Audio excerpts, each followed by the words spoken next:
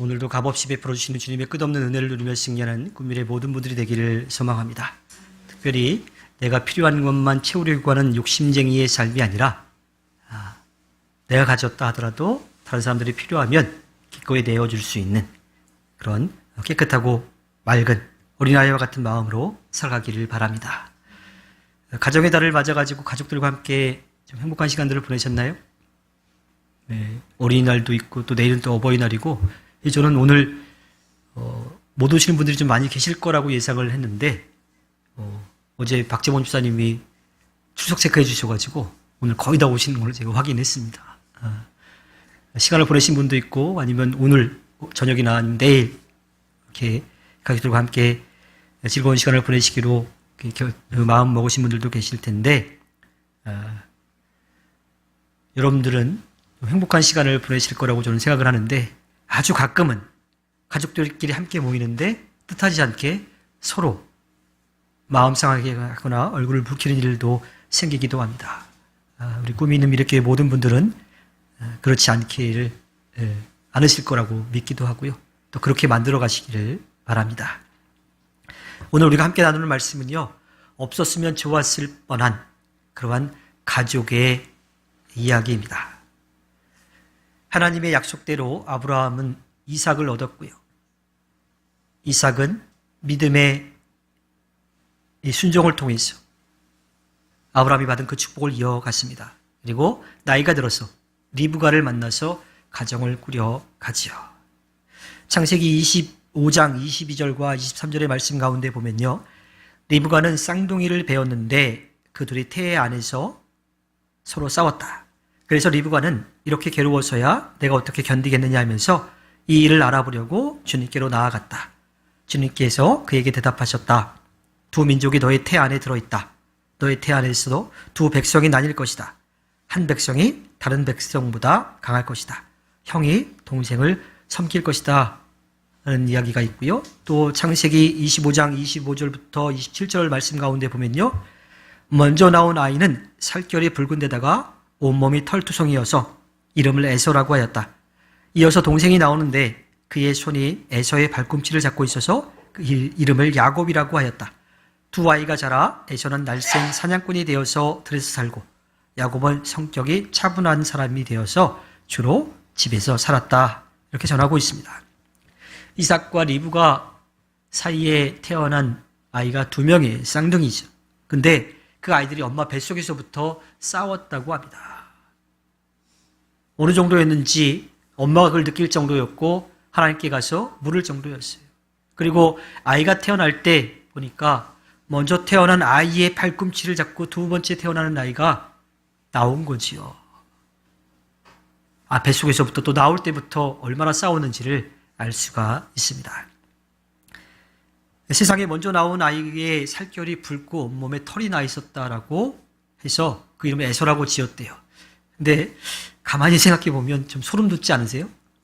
갓난아이가 털이 막 나 있다라고 하면 2019년에 개봉한 사바라고 하는 영화에 보면 거기도 쌍둥이가 여자아이가 태어나는데 한 아이도 거기서 표현하기는 이제 그것이라고 표현할 정도로 손가락도 6개 있고 또 다른 아이의 다리를 물어서 먹기도 했고 몸에 털도 나 있는 그런 모습이 나오죠. 그 생각을 하면 좀 소름 돋는 것 같습니다. 그래서 성서학자들은요, 에서가 정말 털이 막 무성하게 나가지고 태어났다기보다는 앞으로 에서가 어떠한 삶을 살지에 대해서 이렇게 예견한 것으로 그렇게 보기도 합니다. 야곱은 차분한 성격으로 집에서 살았다고 하는데 에서의 발꿈치를 잡고 나올 정도로 욕심이 많았던 사람이에요. 실제로 그의 삶도 그렇게 계속해서 자기 게 아닌데 욕심을 내가지고 형의 것을 빼앗는 그런 모습의 삶을 살아가지요. 요즘 말로 하면요. 야곱은 집돌이이면서 꾀돌이, 욕심쟁이라고 할 수가 있고요. 에서는 그런 말은 없는데 뭐 찾아보니까 박돌이 뭐 이렇게 표현하더라고요. 뭐 집돌이거든 박돌이든 간에 둘 다 좀 밖에서 뭔가 큰 일을 할 것 같은 에서가 나중에는 얌전하다라고 했던 이 야곱에 치여가지고 사는 그러한 삶을 살게 되지요. 창세기 25장 28절에 보면요, 이삭은 에서가 사냥해온 고기에 맛을 들이더니 에서를 사랑하였고 리브가는 야곱을 사랑하였다라고 전하고 있습니다. 이게 행복한 가정일까요? 이게 바른 가정일까요? 부모가 자녀를 차별하지는 않겠지만요, 이삭과 리브가는 조금씩 더 마음을 쓰는 아들들이 있었던 거예요. 그래서 이삭은 에서를, 리브가는 야곱을. 그나마 다행일지 몰라요. 부모가 두 자녀 가운데 하나이만 좀 차별했다라면 더 큰 일이 벌어졌을지도 모르죠, 사실. 창세기 25장에 이어지는 이야기를 보면요, 사냥을 하고 돌아온 에서가 배가 고팠어요. 근데 마침 야곱이 붉은 죽을 끓이고 있죠. 그래서 배가 고픈 에서가 그 죽을 팔라고 했고, 야곱은 그때 기회를 놓치지 않고 맏아들의 권리를 팔게끔 합니다. 그래서 그 거래가 이루어지죠. 당시 이 고대 중동에서 맏아들의 특권은요, 아버지로부터의 축복을 받을 수가 있는데 그 축복이 훨씬 더 많은 축복이었어요.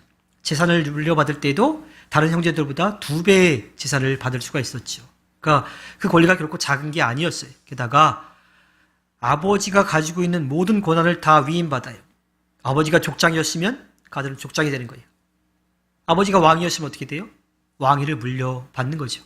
그만큼 큰 권리인데 에서는 그 권리를 좀 가볍게 여기고 야곱은 기회를 놓치지 않고 그 권리를 이 죽 한 그릇에 사게 됩니다. 야곱이 가성비 갑의 거래를 한 거지요. 자, 그러한 일이 있은 후에 창세기 27장 1절과 4절로 넘어가 보면요, 이삭이 나이가 많이 들었어요. 그래서 이삭이 늙어서 눈이 어두워 잘 볼 수 없게 된 어느 날 맏아들 에서를 불렀다. 그리고 그 에서에게 이야기하죠. 내가 좋아하는 별미를 만들어서 나에게 가져오너라. 내가 그것을 먹고 죽기 전에 너에게 마음껏 축복하겠다. 자, 이삭이 나이가 많이 들어서 눈이 어두워졌다라고 해요.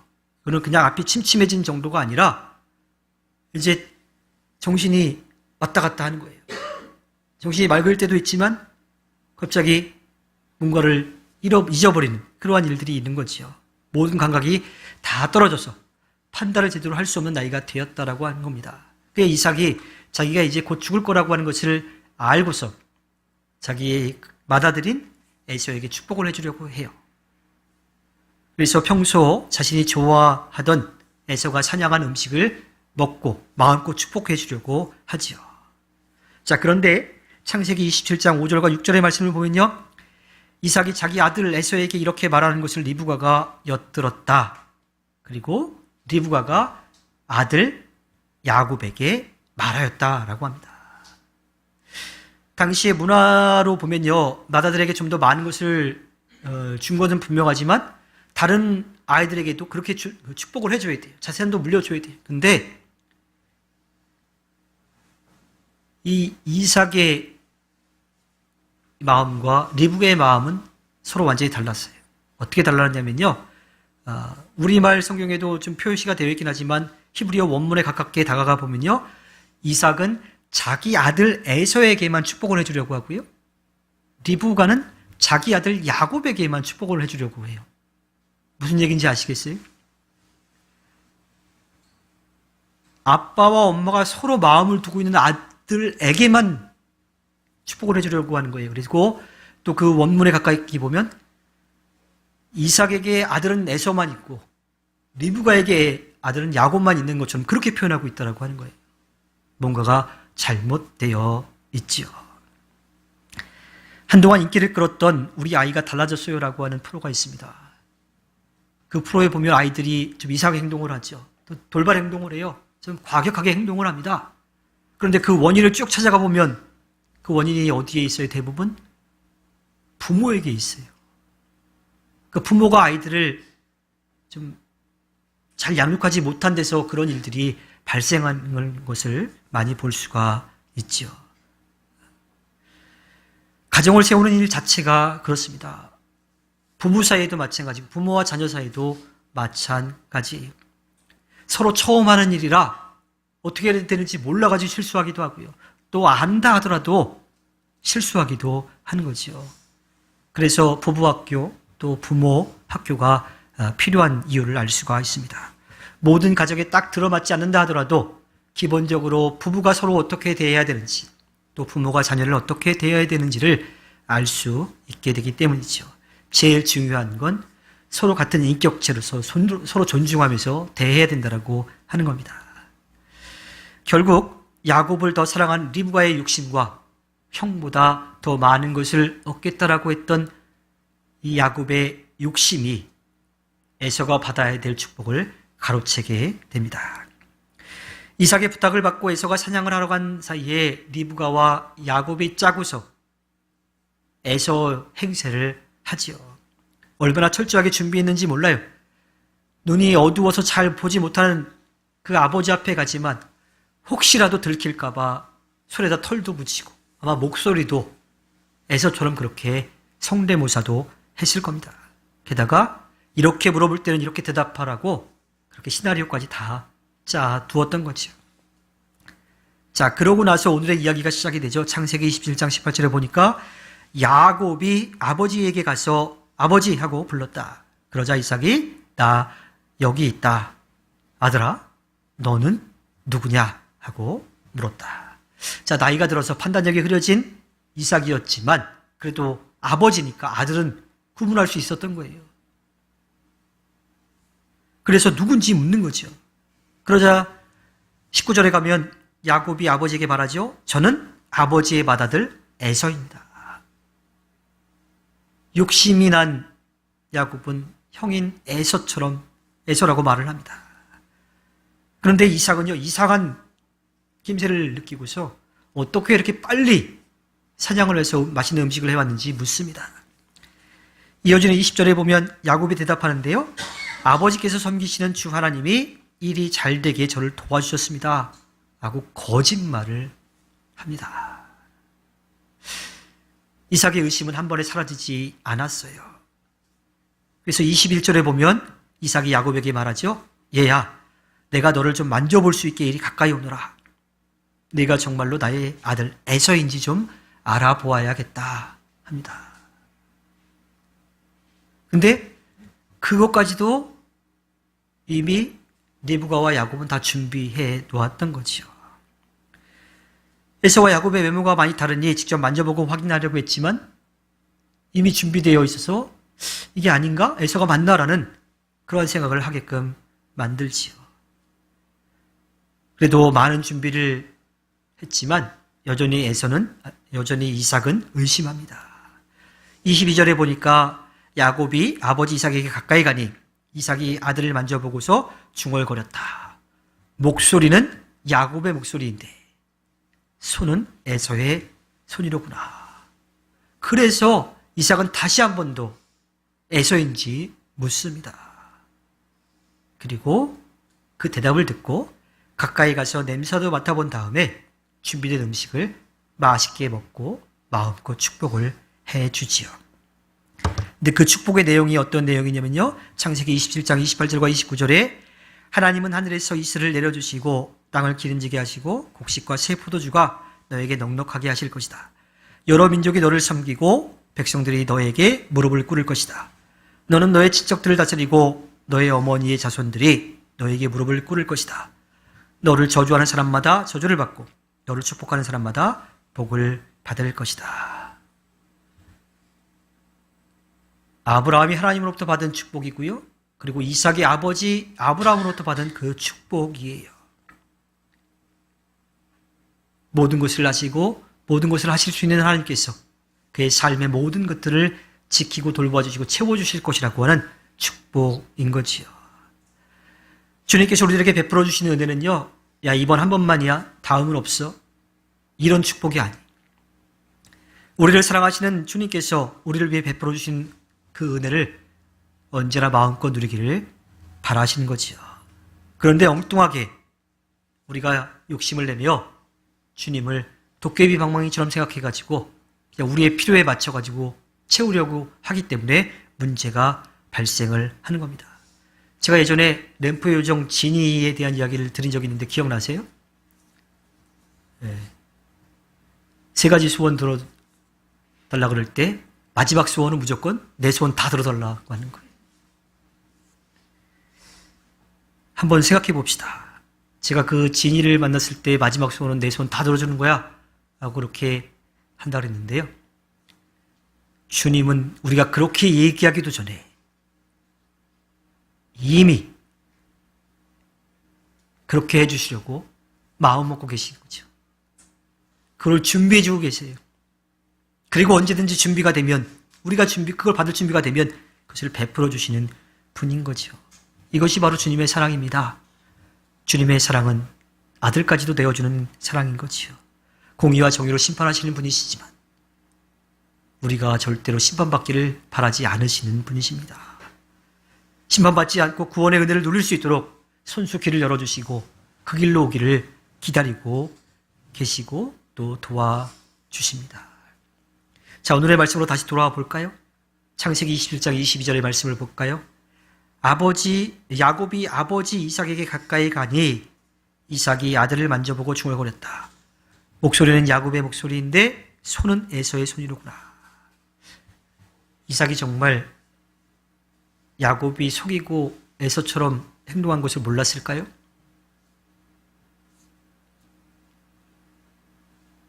저는 알았을 거라고 생각합니다. 계속 의심했잖아요. 어떻게 이렇게 빨리 잡아왔는지. 목소리는 야곱의 목소리이고 거기에다가 이삭이 야곱을 축복한 에서인 줄 알고 축복한 거지만 그 아들에게 축복한 내용을 보면요.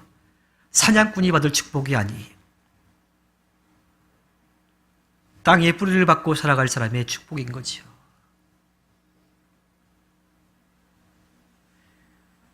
아무리 쌍둥이라 하더라도 부모는 일란성 쌍둥이여도 목소리가 똑같고 외모가 똑같아도 알아보더라고요. 옷 똑같이 입혀놔도 알아보더라고요. 근데 못 알아봤을까요? 저는 그렇지 않을 것 같습니다. 그렇다면 이삭은 왜 의심하면서도 야곱에게 축복을 했을까요? 그 이야기는 창세기 25장 23절로 거슬러 올라가 볼 수 있을 것 같습니다. 리브가는 뱃속에서부터 싸우는 아이들 때문에 주님께 물었을 때 대답하죠. 두 민족이 너의 태 안에 들어있다. 너희 태 안에서 두 백성이 나뉠 것이다. 한 백성이 다른 백성보다 강할 것이다. 형이 동생을 섬길 것이다 하고 대답해 주셨습니다. 실제로 이 일이 일어났어요. 에서와 야곱이 싸우기도 했고요. 또 나중에 이스라엘 민족, 그러니까 야곱의 후손이 이스라엘 민족과 에서의 후손인 이 에돔 민족이 서로 계속 부딪히며 싸우게 되고요. 결국은 이스라엘 민족이 에돔을 이기게 됩니다. 그렇다면 왜 주님은 그렇게 하셨을까요? 그 답을 로마서 9장 11절과 12절에서 찾아볼 수 있을 겁니다. 그들이 태어나기도 전에 무슨 선이나 악을 행하기도 전에 택하심이라는 원리를 따라 세우신 하나님의 계획이 살아있게 하시려고 또 이러한 일이 사람의 행위에 근거하는 것이 아니라 부르시는 분께 달려있음을 나타내시려고 하나님께서 리브가에게 말씀하시기를 형이 동생을 섬길 것이다 하셨습니다. 우리는 다 알 수가 없어요. 그런데 주님께서 하시는 일임을 겸손하게 인정할 수밖에 없다라고 하는 거죠. 성경에 나오는 사람들을 보면요. 실제로 그 축복권을 이어간 사람들이요. 맏아들 일들이 아니에요. 이삭도 지난번에도 얘기했지만 문화상 그들은 이삭이 맏아들이 아니었죠. 야곱 어때요? 맏아들 아니죠. 요셉 어때요? 맏아들 아니에요. 아브라함은요? 솔로몬은요? 다 맏아들이 아니에요. 근데 그들이 다 하나님께서 아브라함에게 주신 그 축복을 다 이어받았다라고 하는 거죠. 문제는 혈통적으로 먼저 태어난 아들이 아니라 믿음으로 하나님 앞에 서는 사람들, 그들이 다 맏아들이 될 수 있다라고 하는 거예요.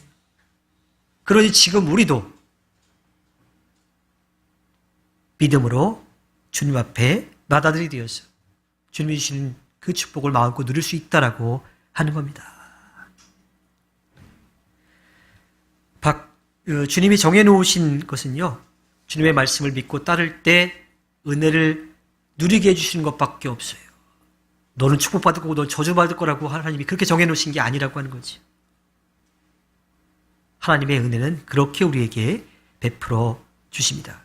우리의 선택을 존중해 주시고 그에 맞게 주님의 역사를 이루어 가십니다. 근데 가만히 생각해 보면 아까 우리 아이가 달라졌어요 이야기도 했지만 왜 그런 일이 일어났는지 한번 우리가 좀 그 역사를 거슬러 올라가서 확인해 볼 필요가 있습니다. 이삭과 리브가의 관계에서부터 시작되었을지 않을까 싶습니다. 이삭이 그의 아내 리브가와 함께 그랄에 살고 있을 때의 일이에요.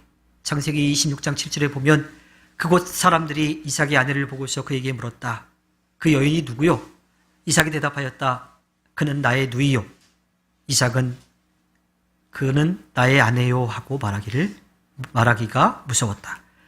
이삭은 리브가가 예쁜 여자이므로 그곳 사람들이 리브가를 뺏으려고 자기를 죽일지도 모른다고 생각하였기 때문이다. 어디서 많이 봤던 것 같지 않아요? 자기 아버지 아브라함이 했던 걸 똑같이 그 못난 일을 하고 있습니다. 사라는 좀 참은 것 같은데 리브가는 안 참은 것 같아. 그래서 리브가는 이삭이 더 마음을 쓰고 있는 에서보다도 야곱에게 더 마음을 썼을지도 모릅니다. 그래서 그 결과 서로 내 아들, 네 아들 이렇게 나눠지지 않았을까 이렇게 생각이 드는 거지요. 한 지붕 아래에 두 가족으로 그렇게 살아갔던 거지요. 그러니까 부모가 그 원인을 먼저 제공하지 않았을지 모르겠습니다. 또 이삭도 계속 그러한 마음을 가지고 있던 걸 우리가 알 수가 있어요. 창세기 27장 4절에 보면 내가 좋아하는 별미를 만들어서 나에게 가져오너라. 내가 그것을 먹고 죽기 전에 너에게 마음껏 축복하겠다. 이삭은 자기가 더 좋아하는 에서에게만 축복을 하려고 합니다. 에서가 해주는 맛있는 음식을 먹고 자기가 마음껏 축복해 주려고 해요. 여기에 문제가 있습니다. 은혜는 사람이 주는 것이 아니라 사람이 베푸는 것이 아니라 주님이 우리들에게 베풀어 주시는 거예요. 그러니까 축복을 하더라도 그 사람이 축복하는 것이 아니라 하나님이 축복해 주신 것을 선포하는 것뿐인 거지요. 스스로 모든 것을 이루었다라고 생각하는 순간 교만이 됩니다. 물론 그렇다고 해서 우리의 열심이 필요 없는 것은 아니에요. 우리에게 주어진 일에 열심을 내야 되고요. 다만 베풀어 주시는 분은 주님이시라고 하는 것을 우리가 겸손히 인정해야 합니다. 내가 그것을 이루었다고 여기거나 누군가 그것을 알아주기를 바라고 그러지 않으면 서운해하는 그 모습은 우리에게서 사라져야 될 거지요. 예배를 마치고 인사를 나누다 보면 오늘 말씀의 은혜 많이 받았습니다라고 하는 말을 할 때가 있어요. 물론 저는 그런 이야기를 잘 못 듣는 편인데 그런 이야기를 들었을 때 저는 그렇게 이야기합니다. 은혜는 주님이 주시는 겁니다. 찬양이나 말씀을 나누고 나서요. 은혜로운이라고 하는 말을 해요. 은혜로운 찬양. 은혜로운 말씀. 이런 이야기를 많이 하는데요. 찬양은 주님께서 기쁘게 받아주시는 거고요. 말씀을 나누는 것은요. 선포하는 사람이 살아계신 하나님의 말씀을 전하는 것뿐이에요. 너무 매정하게 들릴까요? 찬양을 한 사람이나 말씀을 전한 사람이 들을 칭찬이 아니라고 하는 겁니다. 그 찬양을 할 수 있도록 해주신 분, 또 그 말씀을 전하고 들을 수 있도록 해주신 주님이 받으실 영광만 나타내야 하는 거죠. 그런데 가식적으로 그런 말을 하는 경우가 적지 않습니다. 또 은혜롭게라고 하는 말도 있어요. 교회 안에서 많이 쓰죠. 그런데 대부분 그 은혜롭게라는 말이 어떻게 쓰이냐면 뭔가 옳지 않거나 분명하지 않은 일들을 좀 이렇게 덮고 넘어가자. 그러한 뜻으로 이용하기도 합니다. 교회 공동체는요, 더 옳고 그름이 분명해야 돼요.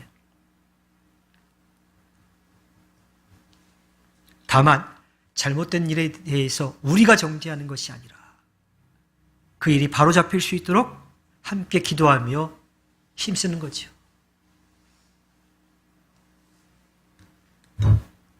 주님께 맡기고 그 일이 바로잡힐 수 있도록 함께 길을 찾는 것, 그것이 우리가 해야 될 일인 겁니다. 그런데 모든 것을 아시고 모든 것을 하실 수 있는 주님은요, 다 아시면서도 그것을 그냥 눈 감아주고 넘어가 하십니다. 만약 주님이 가까이 오라 그러셔가지고요. 내가 좀 한번 알아볼게. 내가 좀 한번 보자. 라고 하면요. 여기 지금 숨 쉬고 있을 사람 아무도 없을 거예요. 부모가 아이의 잘못을 알면서도 슬쩍 넘어가 주기도 하는 것처럼 주님은 우리를 그렇게 대해주고 계십니다. 잘못한 거 다 아시면서도 모르는 척 눈 감아 주시지요. 우리가 완전해질 수는 없지만 주님께서 우리를 그렇게 사랑해 주고 계시는 것만은 우리가 분명하게 기억해야 합니다. 그러한 면에 있어서 이삭이 야곱인 걸 알면서도 축복해 주지 않았을까요? 우리를 사랑하셔서 부족하고 연약한 부분까지 다 감싸 안아주시고 받아주시는 주님의 끝없는 그 은혜를 우리가 마음껏 누리고 전하며 살기를 바랍니다.